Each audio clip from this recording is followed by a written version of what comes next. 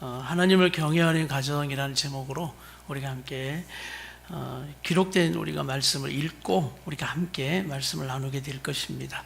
우리 먼저 본문의 말씀을 우리 함께 같이 시편 128편 1절에서 6절 말씀 앞에 보시고 우리 다 같이 한번 1절부터 한 목소리로 다 같이 한번 읽겠습니다. 시작.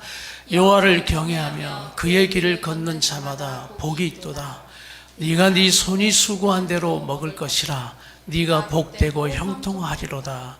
내 집 안방에 있는 내 아내는 결실한 포도나무 같으며 내 식탁에 둘러앉은 자식들은 어린 감람나무 같으리로다. 여호와를 경외하는 자는 이같이 복을 얻으리로다. 여호와께서 시온에서 네게 복을 주실지어다. 너는 평생의 예루살렘의 번영을 보며 내 자식의 자식을 볼지어다. 이스라엘에게 평강이 있을지로다. 아멘. 아멘. 여러분 이제 그 주보를 보시면서 함께 제가 읽고 여러분 또 같이 함께 또 읽고 함께 그렇게 말씀을 나누도록 그렇게 하겠습니다. 우리가 함께 먼저 한번 같이 다 같이 한번 읽겠습니다. 시작. 2023년 새해 함께하는 교회 모든 가정이 하나님의 자녀에게 주어지는 복과 끝없는 은혜를 누리길 소망합니다. 주의 백성된 가정은 하나님을 경외하는 가정이 되어야 합니다. 우리가 하나님을 경외하는 삶을 살아갈 때 하나님께서 약속하시는 복을 받는 것입니다. 아멘. 우리 다 같이 하겠습니다. 하나님을 경외하는 가정. 다시 우리 가정은 하나님을 경외하는 가정.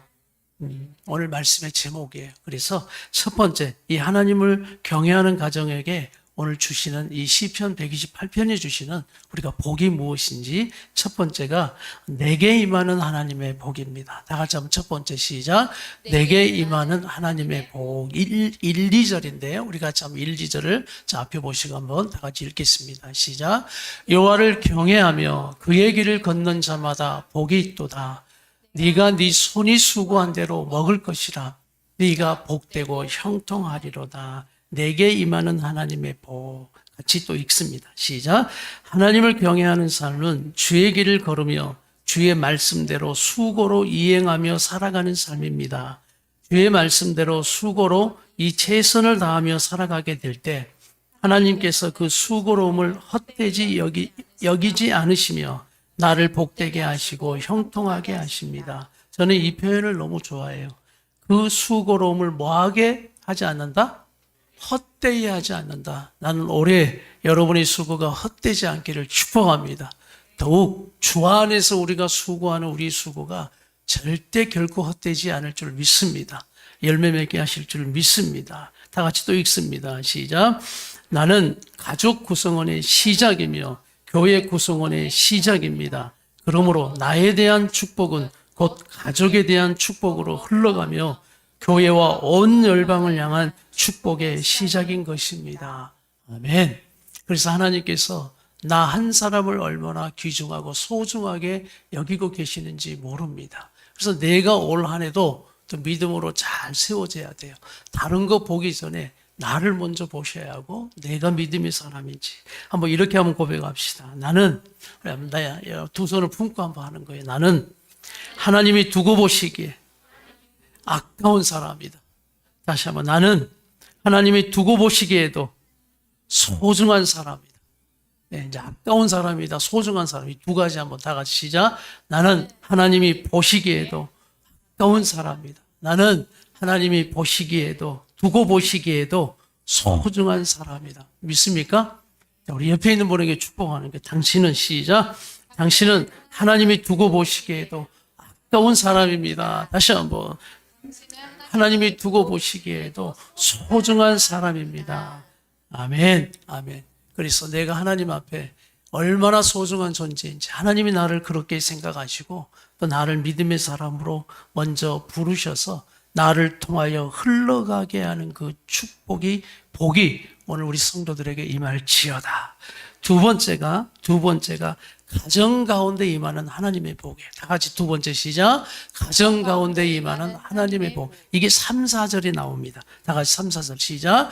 내 집 안방에 있는 내 아내는 결실한 포도나무 같으며 내 식탁에 둘러앉은 자식들은 어린 감람나무 같으리로다. 여호와를 경외하는 자는 이같이 복을 얻으리로다. 아멘. 우리 같이 한번 내용을 읽겠습니다. 3절과 4절은 하나님을 경외하는 아름다운 가정의 모습을 보여줍니다. 3절은 아내를 결실한 포도나무로 비유하는데 자녀들을 하나님의 뜻대로 선하게 양육하며 가르쳐야 함을 다시 한번 자녀들을 하나님의 뜻대로 선하게 양육하며 가르쳐야 함을 의미합니다. 이는 어머니에게 주어진 복인데 포도나무가 넝쿨을 뻗으며 풍성한 결실을 맺기 위해서는 여러분 무엇이 필요해요? 든든한 지지대가 필요하죠. 그렇죠. 포도나무 넝쿨을 지지대를 받주어서 넝쿨을 해서 열매가 맺는 것처럼 든든한 지지대가 필요하듯이 누구는 남편은 자녀 양육에 든든한 지지대가 되어 부부가 함께 하나님의 뜻대로 자녀를 양육하기 위해 힘써야 합니다. 아멘. 그래서 다 같이 합시다. 든든한 지지대. 네, 든든한 지지대가 되어야 돼요. 그래서 결실한 포도나무, 아내들은 결실한 포도나무 같은데 또 남편들은 든든한 지지대가 되어서 지지대가 되어 부부가 함께 하나님의 뜻대로 자녀를 양육하기 위해 힘써야 한다. 이것이 바로 우리 가정, 하나님을 경외하는 가정의 모습인 것입니다. 또 다 같이 읽겠습니다. 시작. 또 자녀들을 비유한 어린 감람나무는 원 감람나무로부터 생명력을 부여받습니다. 즉 어린 자녀들이 우리의 원 감람나무가 되시는 예수님으로부터 생명력을 받을 수 있도록 돕는 것이 하나님을 경외하는 부모의 역할이라 할 수 있습니다. 예, 이 가정은 믿음의 부모 또 자녀들과 함께 결실한 포도나무 같은 든든한 지지대 또 아버지들의 역할, 남편의 역할을 통해서 바로 길 되시고 진리 되시고 생명 되신 우리 예수님으로부터 풍성한 꼴을 얻고 풍성한 생명력을 우리 가정들에게 주실 것을 믿습니다. 그래서 새해 여러분의 가정이 다시 한번 설 명절을 통해서 또 가정 예배를 통해서 이처럼 우리 모두가 하나님을 경외하는 부모님에게서부터 흘러가는 그 은혜와 그 경외함이 우리 자녀들에게도 보여지기를 간절히 바랍니다. 그래서 부모님들만 따라하세요. 나는 하나님을 경외하는 부모입니다. 할렐루야. 그래서 든든한 지지대에 대해서 우리가 예수님 안에 하나님을 경외하는 가정이 되기를 축복합니다. 자, 세 번째, 이 복이 어떻게 또 확장되고 흘러가느냐? 교회와 열방 가운데 임하는 하나님의 복이다. 이것이 바로 5절, 6절에 확장되어져 가는데 5절을 다 같이 읽습니다. 시작. 여호와께서 시온에서 내게 복을 주실지어다.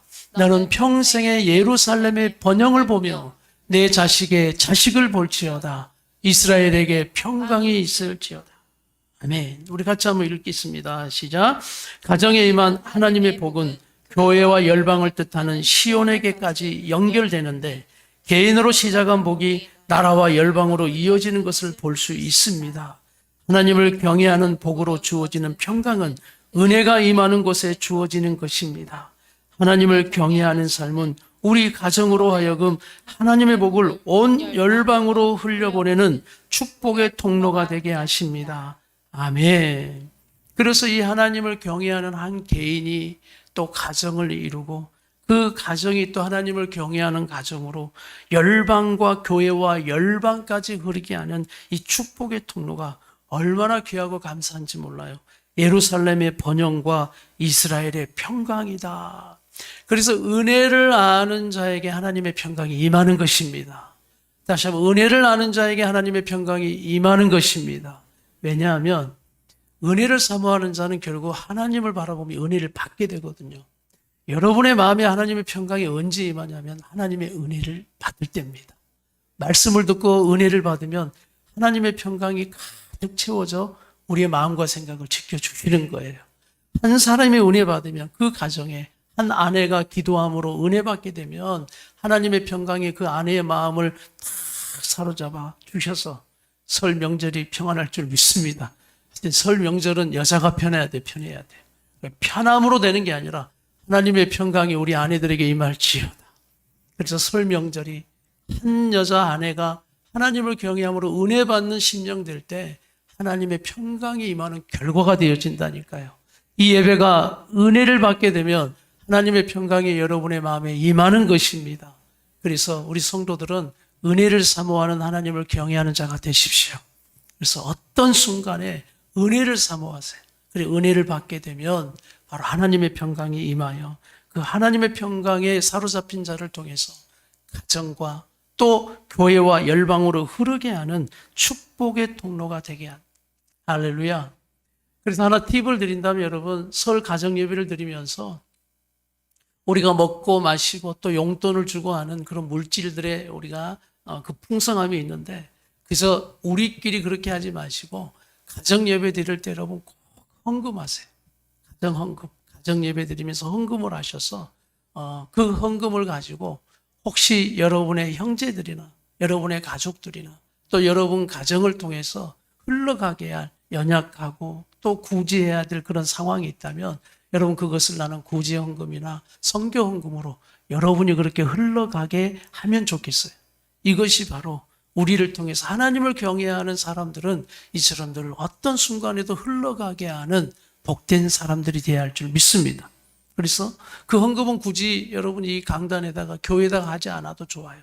여러분 다 우리 가정 예배 드리면서 가정의 이름을 적어서 형제들이나 또 연약한 또 여러분이 기도하면서 선교하고 싶은 곳에 그래 흘러보내시면 좋겠어요. 그래서 우리끼리 먹고 마시는 그런 설 명절이 아니라 꼭 예배할 때는 여러분의 헌금, 자녀들까지 다 용돈만 받고 막 설이라고 돈만 받아가지고 아이들 그렇게 하지 마시고요.